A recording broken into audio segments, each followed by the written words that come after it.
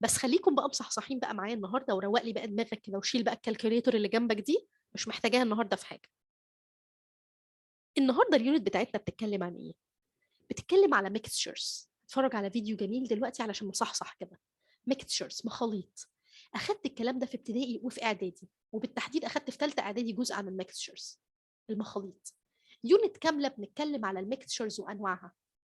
ميكستشر از وميكستشر از. از ده يعني definition حبايبي، واز يعني example. هشتغل معاك بنظام جميل قوي وظريف، وانت اللي هتقيمه بعد ما اخلص الحصه ان شاء الله في يونت 3. ايه الحكايه؟ هبعت لك دايما ملفين.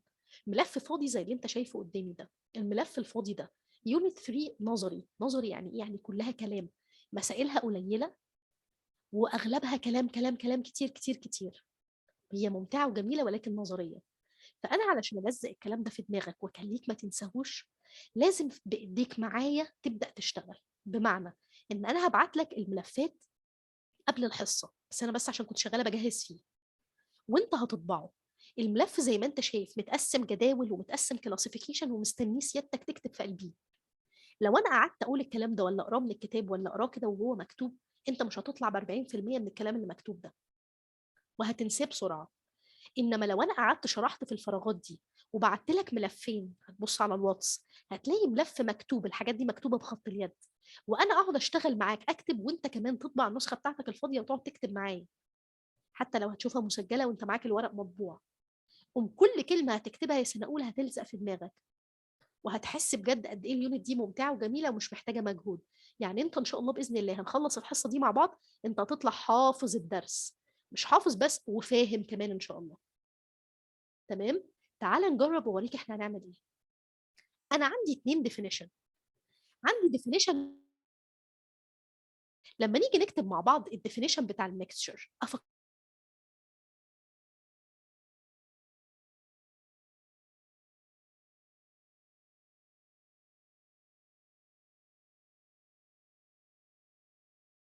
منين. لازم two or more different components، مكونات مختلفة، mixed together. انا خلطت اتنين او اكتر، ولو حتى 100 ولا 1000 مع بعض، different component مع بعض، ده اسمه mixture. طيب دي زي ايه؟ دي امثله. اقول لك مثلا الملك. ايه ده؟ بس اللبن ميكستشر؟ اه حبيبي، اللبن ده فيه فات، دهون، وفيه ووتر، ميه، وفيه املاح، سولتس، وحاجات تانية، وبروتين. فده ميكستشر، حاجات مخلوطه مع بعضها ومش متفاعله مع بعضها. الووتر، الميه نفسها، الميه دي فيها جاسز، اكسجين دايب، وفيها سولتس، املاح، الميه اللي انت بتشربها، غير ال H2O نفسها. عارفين احنا لو شربنا ميه بيور نموت بعد الشر؟ لازم الميه بتاعتنا اللي بنشربها يكون فيها نسب املاح معينه. طب ايه كمان؟ الاويل، حتى الاويل، الزيت اللي بيقول لك ده زيت زهرة عباد شمس، ده مركبات كتيرة جدا وسلاسل طويلة وقصيرة من الفاتي اسيدز مع بعضها، وانت بتاخد الكلام ده في البيولوجي. الايروسولز، الايروسولز اللي هي البخاخات. ايه رأيك لو انا قلت اويل بلس ووتر؟ جبت شوية زيت مع مية، لسه ما بيمتزجوش بس ميكستشر. ايه رأيك لو قلت لك ساند وذ ووتر؟ ساند كده وخلطته بمية، ووتر. انت متخيل كل حاجة موجودة حواليك؟ السلطة، السلطة اللي احنا بناكلها، الجوس، العصير. اقدر اقول امثله من هنا لحد بكره الصبح لحد ما تزهق. كل حاجه تقريبا. الاير حبايبي، الاتموسفيريك اير، ده ميكستشر اوف جاسز. اقدر كل حاجه تقريبا حوالينا، البلد، كل حاجه موجوده حوالينا حبايبي تقريبا ميكستشرز تقريبا. يعني ايه ميكستشر؟ two or more different component mixed together. في كلمه مهمه قوي انا ما رضيتش اكتبها، مخليها بالاحمر بقى. chemically unreacted، يعني مش متفاعلين مع بعض كيميائيا. chemically unreacted. انت متخيل نفسك وانت بتملى المذكره دي بايديك وهتصورها وترفعها على الجروب عشان اشوف كل واحد كده وملخص التلخيص بتاعه عامل ايه؟ هتحفظ كل كلمه وتفصيله فيها. طب حبايبي، التايبس اوف ميكستشر، ايه انواع المخاليط؟ قلت لك في حاجات لو انت بصيت على الكلام ده هتلاقي في حاجات هوموجينس. يعني ايه هوموجينس؟ هوموجينس يعني بعينيك، بعينيك لا يمكن تميز، ولا حتى بالالكترون مايكروسكوب تميز الحاجات اللي دايبه. زي ايه؟ الووتر مثلا. الميه دي الحاجات ممتزجه مع بعضها، الميه مع الجاس، مع الاكسجين لو جاس مثلا، او كربون دايوكسيد جاس، مع السولتس اللي دايبه، لا يمكن عينيك تجيبها. ده مش كده وبس، ولا يمكن حتى الالكترون مايكروسكوب يجيب الا تفاصيل قليله منها.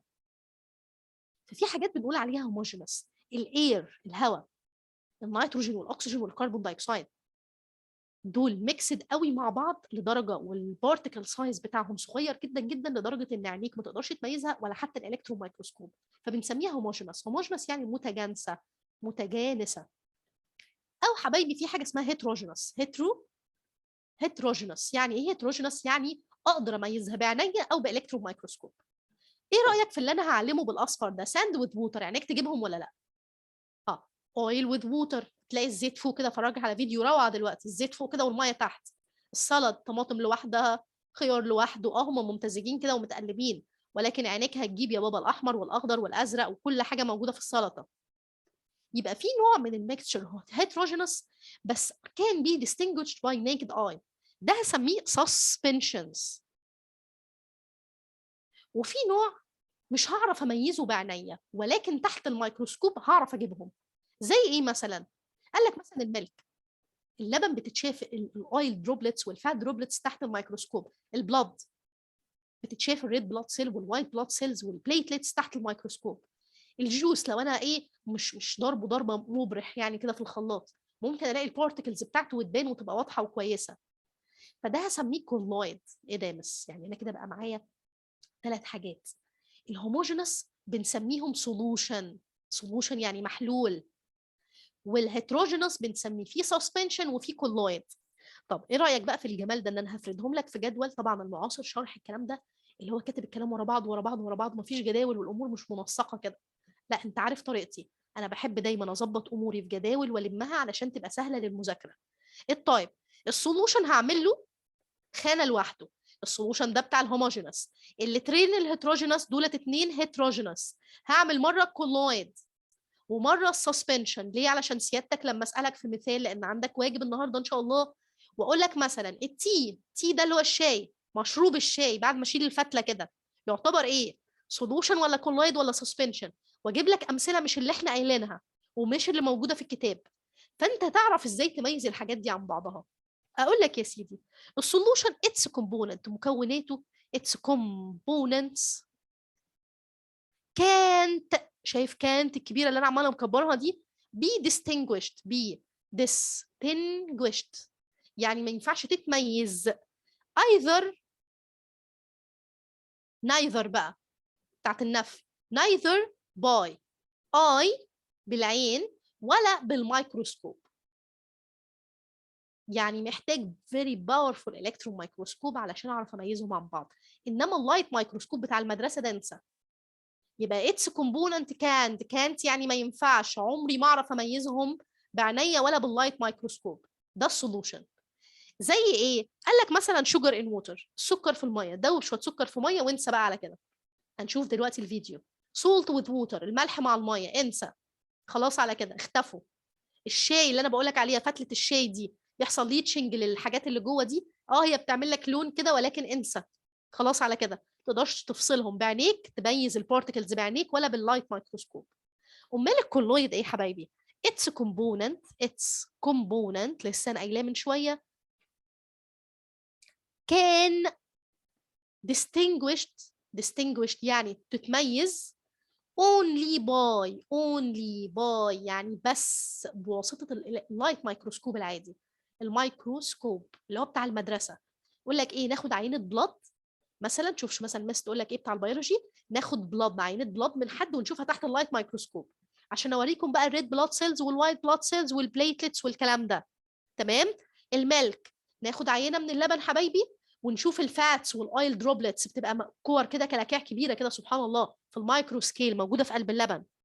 الايروسولز، البخاخات والحاجات اللي هي ايه زي المبيدات الحشريه والحاجات اللي هي بيبقى ضبابها ابيض كده، تعمل ضباب كده شويه، دي اسمها ايروسولز. تمام. كل الحاجات دي بنسميها كولويد. ازاي؟ لو خدت منها عينه وحطيتها تحت اللايت مايكروسكوب بتاع المدرسه اعرف اشوف البارتكلز اللي جواها. طب حبايبي كده اتبقى السسبنشن. اظن انت عارف، اظن ان اتس كومبوننت اقول لك انا مثال علشان انت تجس. ساند ان ووتر، ساند بلس ووتر، شايف هتشوفهم منفصلين عن بعض ولا لا؟ اويل ان ووتر، زيت في الميه. وهنعرف دلوقتي ليه. هدفنا بقى النهارده نعرف ليه الساند ان ووتر، ليه الاويل ان ووتر مش بيدوبوا. its component can distinguished، يعني تقدر افرقهم باي حاجتين. اكيد الميكروسكوب، وكمان زياده عليه النيكد اي. عارف يعني ايه نيكد اي؟ يعني بعينك المجرده. نيكد اي اور مايكروسكوب، الاثنين اقدر افرقهم بيهم. يبقى حبايبي كده بدأنا كلامنا يعني ايه ميكستشر وامثلتها. اما تكتب بايديك هتحس ان انت في حته تانيه خالص. انواع الميكستشر هوموجينوس وهيتروجينوس. الهوموجينوس يعني سولوشن، كومبوننت بتاعته ما اقدرش افرقها لا بعينيا ولا باللايت مايكروسكوب، ولازم تكون حافظ انت مثالين ولا ثلاثه. انا بقى اجيب لك في الاسئله امثله ما تخافش هعرفك ازاي تعرفها. كولويدز يا حبايبي اقدر افرقهم بس باللايت مايكروسكوب زي الميلك والبلاد والايروسولز. سسبنشنز اقدر افرقهم بعينيا سهل جدا، وكمان بالميكروسكوب اكيد طبعا. طيب احنا هنقعد نتكلم درسين كاملين على السولوشن، ودرس على الكولويد ودرس على السسبنشن. ها فير انف. هنتكلم درسين كاملين على السولوشن ابتداء من النهارده. يعني النهارده اول كلام لينا على السولوشن ابتداء من النهارده.